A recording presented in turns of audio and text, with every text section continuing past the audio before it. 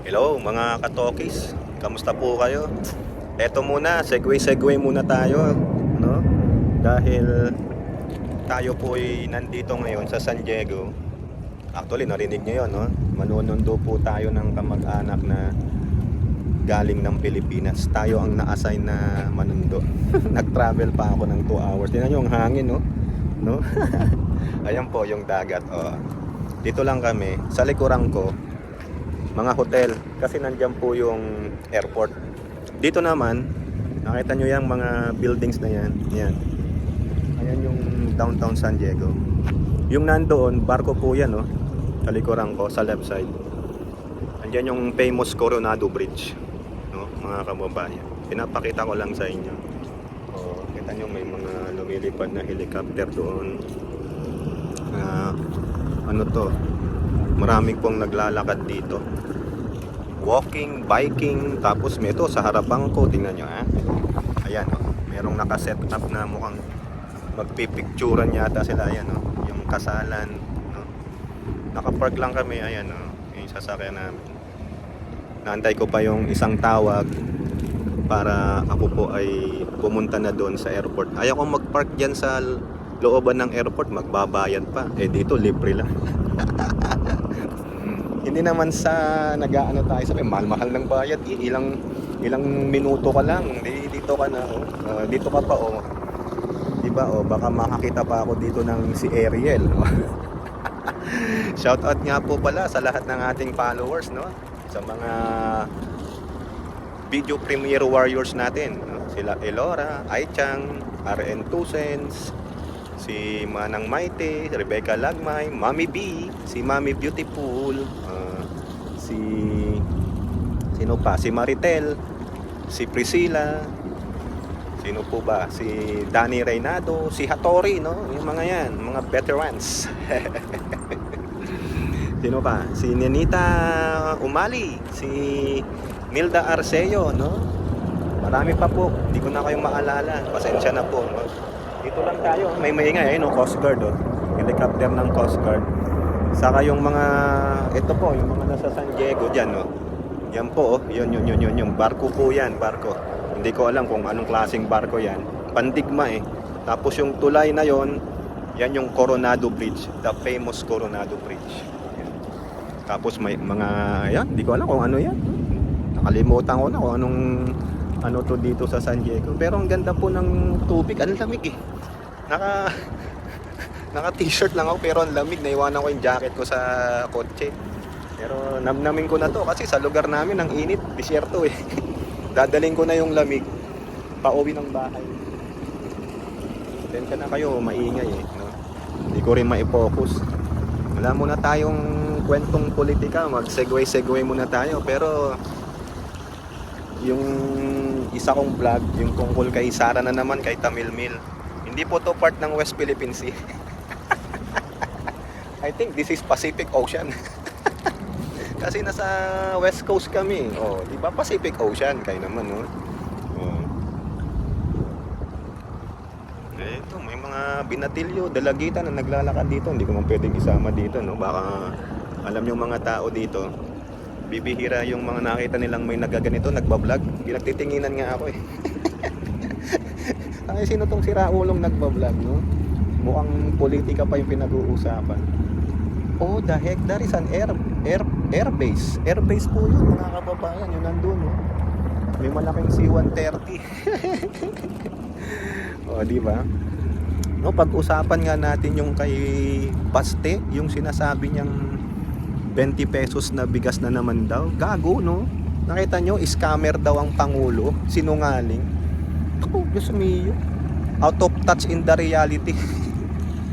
Ano na yan? Kumbaga sabi nga nila, it's so yesterday, Baste, yung topic mo. Putang ina, hindi ka pa rin makamove on sa 20 pesos na kilo ng bigas. Hindi yan pinangako, bobo.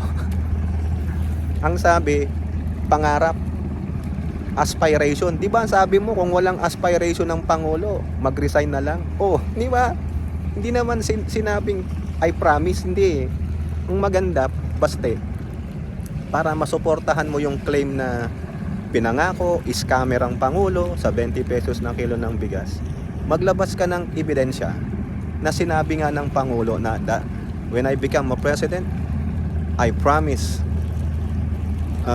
to have 20 pesos of kilo of bigas. Baka naman ang gusto mo, hindi bigas, kundi bigas. Wala kang makukuhang 20 pesos na bigas. Ha? Basta ha?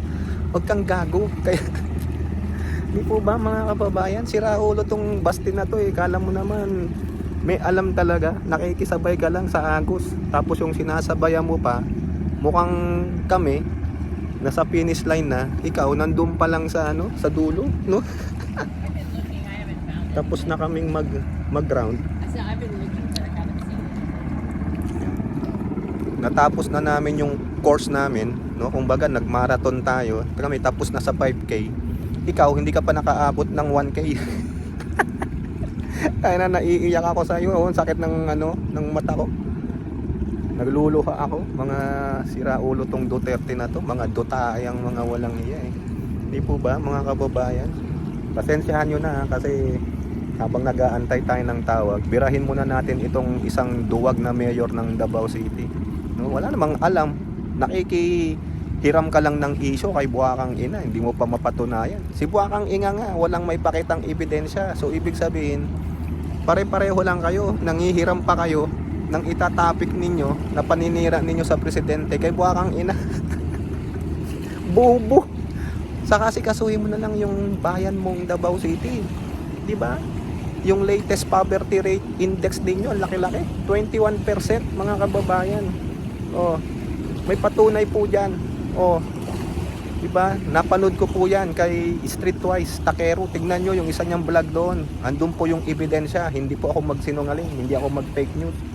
2023, lumaki ang poverty index ng Davao City. No? 21%.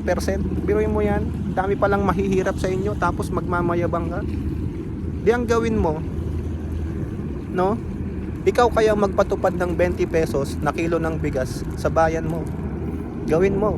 O di kaya pababa mo, sabi ng tatay mo noon, nung 2018 SONA, as much possible, mabawasan ng 7 peso ang presyo ng bigas.